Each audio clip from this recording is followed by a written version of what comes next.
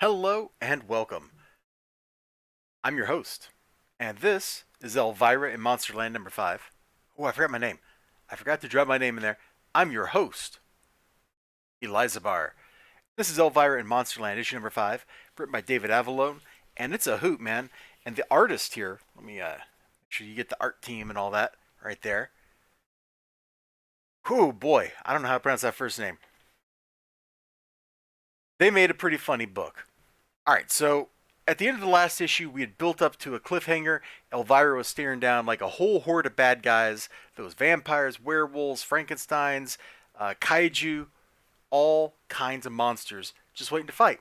This issue, we start out with a flashback, and then we immediately break the fourth wall. Literally, Elvira emerges out of it, yells at the writer. So we've broken the fourth wall. There's a fifth wall somewhere, and it's being broken. The sixth wall, every wall is being broken here. And it was pretty good. It actually like made me smile. I appreciate what they did here. You know? No, we are not doing this, Avalone. You can't end on a cliffhanger and then open with a childhood flashback. Look, all the streaming shows do it. You build up the confrontation and then bam, flashback. We're not doing that to our readers. No flashbacks. No flashbacks. Remember that. No flashbacks. I haven't had a two-page spread in forever. You got it, boss. You ready for the two-page spread? Not exactly what she had in mind. Me and my big mouth. I enjoy just how self-aware this book is of all the tropes it's using, all the tropes it's abusing, all the tropes it's making fun of. I would say, like, starting with, I don't know, Elvira in Movie Land or maybe the Vincent Price, whichever one. Was it Vincent Price that came first? Yeah, I think it was Elvira meets Vincent Price came first. Like, starting with that, these Elvira books from David Avallone really hit their stride because they're just funny. As I was reading this book, I just chuckled. So the bad guys are taunting her. Oh, no witty comebacks. All right. The agent did say to stall, yada yada. And so she gets them monologuing, and they tell their tragic tale of how they got where they were getting. Now, right here, right there, Avallone is sneaking in I was almost like comeback, a flashback anyway. See, the book is self-aware. What'd you say? No flashbacks. What are we getting? A flashback. The book is self-aware. It makes you promises, and then it winks at you when it breaks them, or it winks at you when it keeps them. Either way, it leads to a funny result. Had a blast with this. The likenesses of all the people are great. We get like the knockoff Avengers, the knockoff Justice League, plus some monster movie. Well, I guess she's not really a monster movie character, but you know, some movie women, and they have to deal with all the bad guys.